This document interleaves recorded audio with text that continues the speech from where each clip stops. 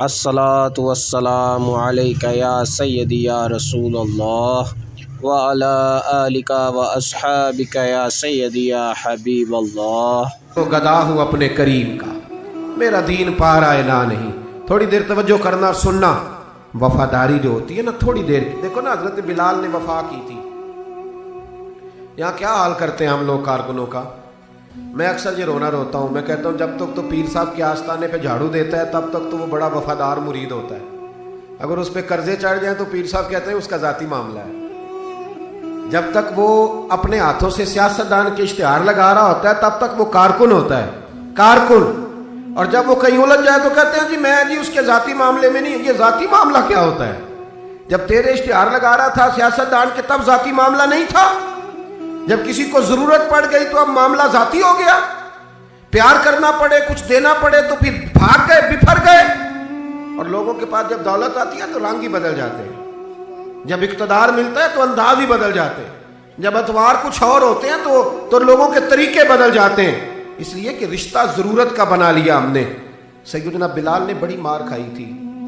کوئی بتائے حضرت بلال کو گورنری کا لالچ تھا؟ حضرت بلال حبشی کو کیا لالچ؟ بڑی مار کھائی، اور یارو بڑی ساری کھائی۔ ایک تو وہ مار ہے نا جو عبداللہ بن جدان مارتا تھا، امیہ بن خلف مارتا تھا، ایک تو وہ ہے۔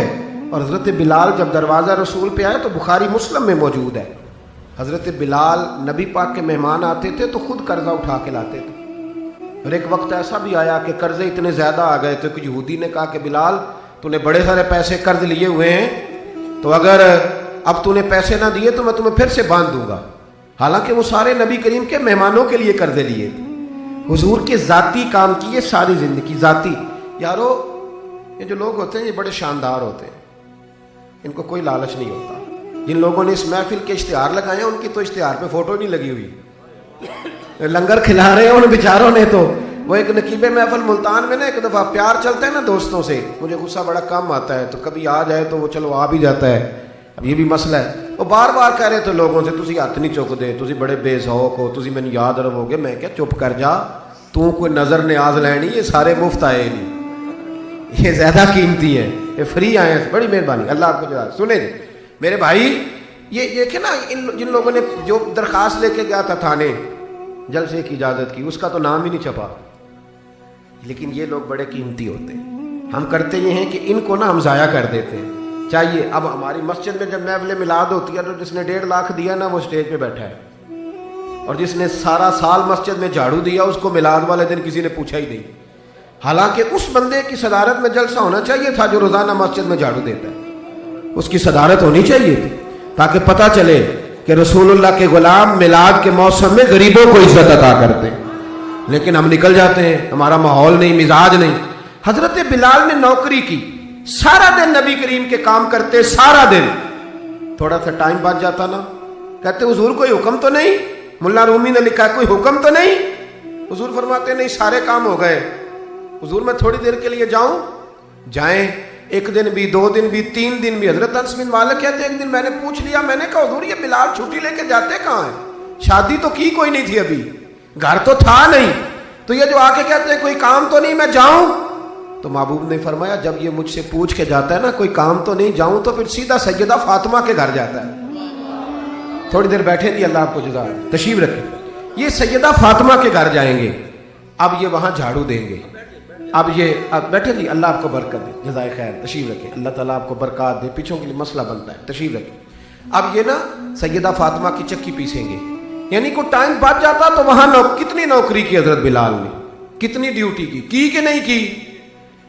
لیکن کسی عہدے کے لالچ کے لیے، کسی منصب کے لیے، کسی فوٹو کے لیے، کسی صدارت کے لیے۔ لیکن میرے محبوب نے بھی جب اعزاز دیا نا تو پھر کمال ہی دیا۔ پڑھیے ترمذی شریف، حضور آئے نا معراج سے واپس، میں جلسے سے دیر سے جاتا ہوں نا تو میری ایک بیٹی ہے، وہ جب میں نکلنے لگتا ہوں کہتی ہے آج دیر سے آئے تو دروازہ نہیں کھولنا، روز ہی دیر سے آتے ہیں، تو جب رات کو جاتا ہوں تو سب سے پہلے وہی کھولتی ہے۔ آ گئے آپ۔ اب بندہ جب سفر سے واپس جاتا ہے تو پہلے بچوں کی بات کرتا ہے، بیٹوں کی۔ محبوب معراج کے سفر سے واپس آئے، لیکن سب سے پہلے جو بات کی وہ حضرت بلال حبشی کی۔ سب سے پہلی بات سیدنا بلال کی، मजमे में बिठा के, मजमे में हजरत बिलाल को मजमे में बिठा के फरमाया, क्या अमल करता है भाई तू बिलाल? अर्ज की हुजूर क्या हुआ? फरमाया बता क्या करते हो, कौन सा अमल है जो ज्यादा करते हो? क्या हुजूर हुक्म करें? तो महबूब फरमाने लगे, जब मैं जन्नत में गया हूं ना मेराज की रात, तो मैंने वहां तेरे कदमों की आवाज सुनी है। जन्नत में तेरी अब किसने जर्रों को उठाया और सहरा कर दिया, और किसने कतरों को मिलाया और दरिया कर दिया? ये किसकी हिकमत ने यतीमों को किया दुर्रे यतीम और गुलामों को दुनिया भर का मौला कर दिया। एक बड़ी अजीब बात लिखी है इब्ने इसहाक ने, कहते हैं कि जब फतेह मक्का हुई ना, जोहर का टाइम हुआ, तो नबी करीम अलैहिस्सलाम ने फरमाया चलो अभी अजान पढ़ो, बिलाल को बुलाओ।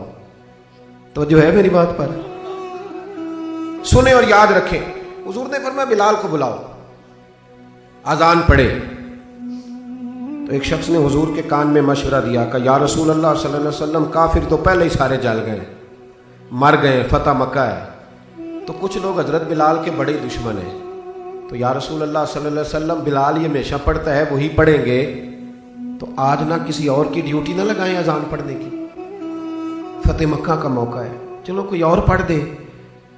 ये रूटीन में जब प्रोग्राम होते हैं तो तब तो मुकर्रा इमाम भी नहीं ना जमात कराता, चले कोई बुजुर्ग आए हैं वो करा दें, आज मौका है, बुरी भी बात कोई नहीं। जिसने मशवरा दिया खुलूस के साथ दिया, हुजूर कोई और ना आज पढ़ दे। लेकिन मेरे महबूब ने जो जवाब दिया वो बड़ा कीमती था। महबूब करीम फरमाने लगे, जब पत्थर खाने पड़े तो तब तो बिलाल पढ़े, और जब बदर और ओहद में तलवारें चमके तो तब तो बिलाल पढ़े, और फरमाया जब भूख काटनी पड़े तब तो अजान बिलाल पढ़े, और आज अल्लाह शाने अता करे तो कोई और पढ़े। फरमाया सारे नीचे खड़े रहेंगे, अबू बकर, उमर, उस्मान, अली, तलहा, जुबैर, सारे हमेशा की तरह सुनेंगे, और आज बैतुल्लाह की छत पे चढ़ के जो अजान पढ़ेंगे वो बिलाल हबशी होंगे। मैं लोगों को बताऊंगा कि वफा के रिश्ते ही होते, वफा के रिश्ते व पानी परन सुहेलियां रंगा रंग कड़े, ओ भाइया असी ते पढ़िया उस दा जानिए जिस दा तोड़ चढ़े। वफा वाला रिश्ता कायम करो, वफा वाला, कभी मिला करो, कभी पीएचडी कर लेते हो ना तो कभी मैट्रिक वाले प्राइमरी वाले उस्ताद से भी जाके मिला करो। जब अल्लाह शाने अता करे तो कभी कभी अपने गांव भी जाया करो, कभी जाके मिला करो। हाँ, शहर में आकर पढ़ने वाले भूल ही गए किसकी माँ ने कितना जेवर बेचा था। अपने अंदाज ना बदलो, अतवार ना बदलो, इखलाके हसना की दौलत पैदा करो।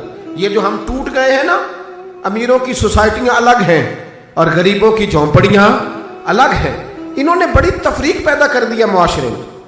लोग तो जनाजे पढ़ने छोड़ गए एक दूसरे के, लोगों काट दिया। जिसके पास पैसे ज्यादा आए, अपने भाई की बच्ची गरीब बैठी है रिश्ते के लिए, उसको वो रिश्ते ढूंढ रहा है, कह रहा मेरा कोई मेरे स्टेटस के लोगों में रिश्ता करा दो। तो रिश्ते वाले ने कहा वो तेरा अपने भाई की भी तो बेटियां ना, तो वहां कर ले।